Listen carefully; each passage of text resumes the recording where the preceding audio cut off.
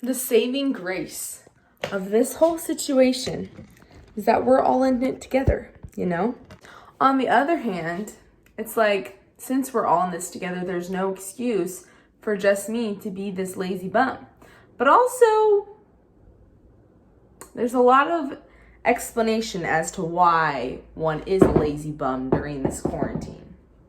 So I have all these thoughts running through my head, you know, of like the emotional side of things,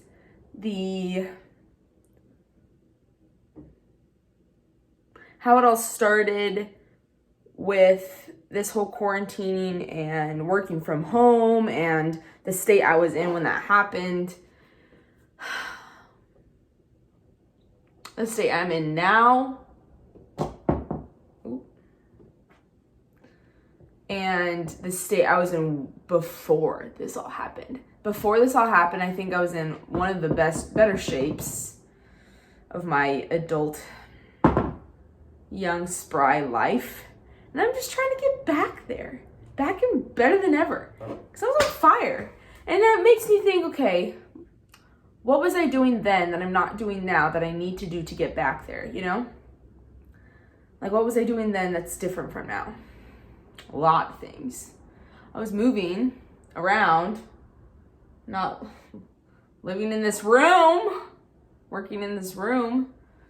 And so I was thinking, what if I start to show my progress from this quarantine state, which is honestly back to square one. And that's really hard to admit because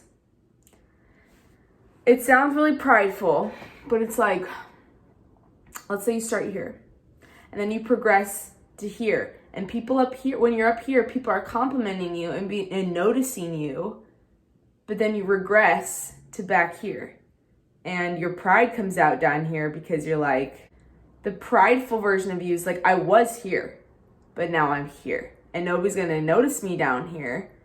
But then you have to think, it's not about people noticing you, it's about how you feel and about what makes you feel like the best version of yourself when you're interacting with people, when you look in the mirror. It's not always about aesthetics, okay? But also sometimes aesthetics and the way you perceive yourself in the mirror and the way your clothes fit you help with your overall mood. I'm not always saying that's the right thing, but I'm just saying that's the fact of the matter with me at least. And I'm sure a lot of people out there.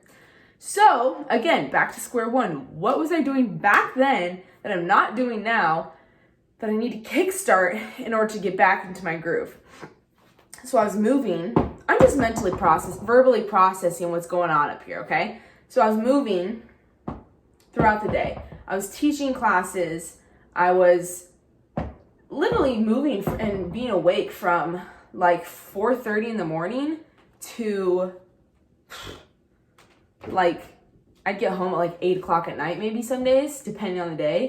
We'll just say 6:30, like on average 7. We'll say on average 7. So waking up at 4 or 5 in the morning and getting home at 7 and relaxing at 7. Like, I was on a grind. And I remember before this whole thing happened, I was the most overwhelmed I have ever been in my entire life because of that. And I prayed and I was like, Lord, please give me rest. Because every weekend, I was living for the weekends, but I was just not doing anything because I was so tired. And then the quarantine happened. So I guess one could say it was an answer to prayer in one form or another. But yeah, back to square one. What was I doing that's different than I'm doing now? I was eating better. I was eating more intuitively. I was eating like kind of intuitively, intermittent fasting, whole foods kind of based. And after that, and Easter, it's got some good candy. And I'm a sucker for sweets, okay? So that's another thing. This is just what I'm thinking. I'm gonna make some progress videos showing you the real and raw steps of getting back on the grind. And that it's not gonna be a month. It's not gonna be 2 months. Hopefully maybe 3. But like, what I've learned is that when people put a time limit on things, sure, that's motivation, but that leaves them room for discouragement and like unmet expectations. So sure, it's great to have goals, but I personally don't love timed goals.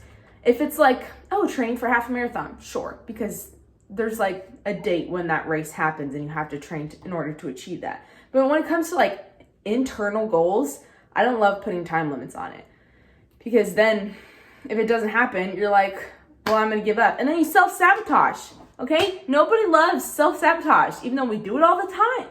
With that being said, I regressed, and that's okay. And I think that me saying it's okay is like a step after acknowledging it and coming to terms with it. Because first you're in denial, you're like, nah, it's fine. I'm not gonna check the scale, but it's probably fine. And like, I still haven't checked the scale because, you know, we're just not in that place right now to come off of it in a healthy mental state. And that's okay. You just got to know that about yourself. So with that being said, I don't really know what I was going to say. So this is a little intro video, I suppose, to what my I don't want to say project comeback, but what I am going to do to build back up to here rather than here. Okay?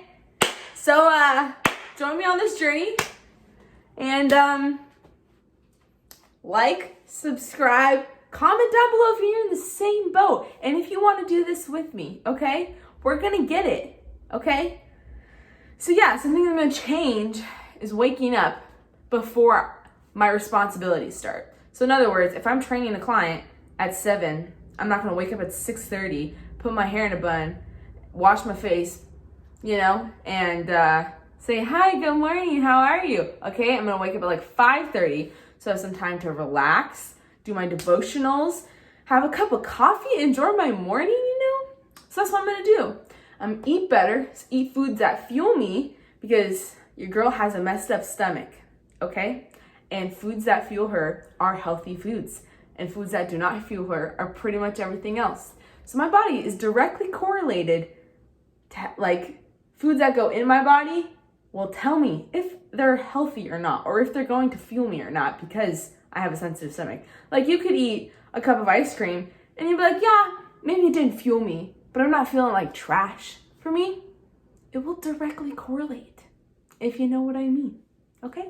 So here is to taking quarantine by the horns and smashing some results. Am I right? Love talking to myself. I'm home alone. It's great. Again, like and subscribe. Follow me on this fun journey that we call Enter Here. I don't know what to call it. Project Comeback is basic. And I kind of am. Just look at my room, you know? We're gonna work on it. Comment down below what you think this should be called, okay? All right, I'll catch you in the next video. Be looking forward to it. Oh.